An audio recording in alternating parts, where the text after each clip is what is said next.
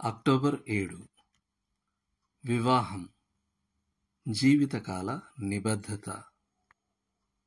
వివాహమనే కలయిక శాశ్వతమైనదిగా, జీవితకాల నిబద్ధతగా ఉండాలని దేవుని చిత్తం.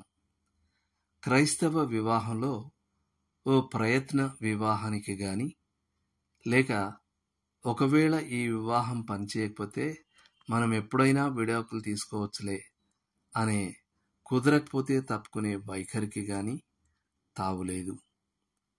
ఈ కారణం చేత మంచి రూపురేఖలు, ధనం, ప్రేమోద్వేగం, సమాజానికి ఆమోదయోగ్యంగా ఉండడం వంటి వాటికంటే బలిష్టమైన దానిపై వివాహం కట్టబడాలి.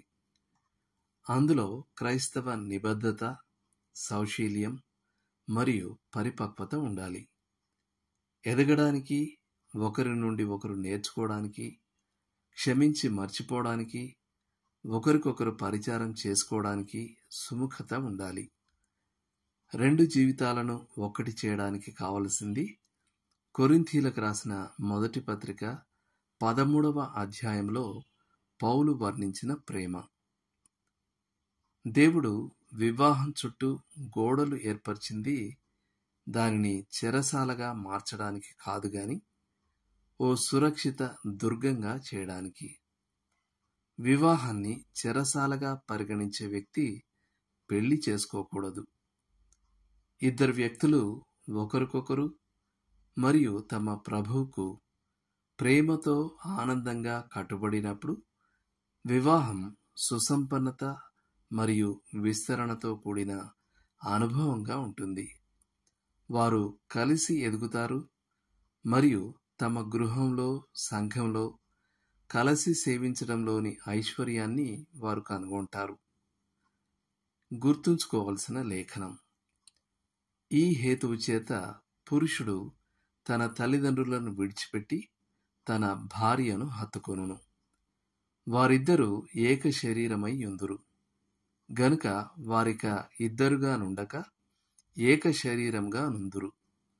కాబట్టి దేవుడు జతపరిచిన వారిని మనుష్యుడు వేరుపరచకూడదని వారితో చెప్పెను. ఇంటికి వచ్చి శిష్యులు ఈ సంగతిని గూర్చి ఆయనను మరల నడిగిరి. మార్కు 10:7-9 వరకు. ఇవి చదవండి. మార్కు 10వ అధ్యాయం 2-12 వరకు, లూకా 16-18, రోమా 7వ అధ్యాయం 1-3 వరకు.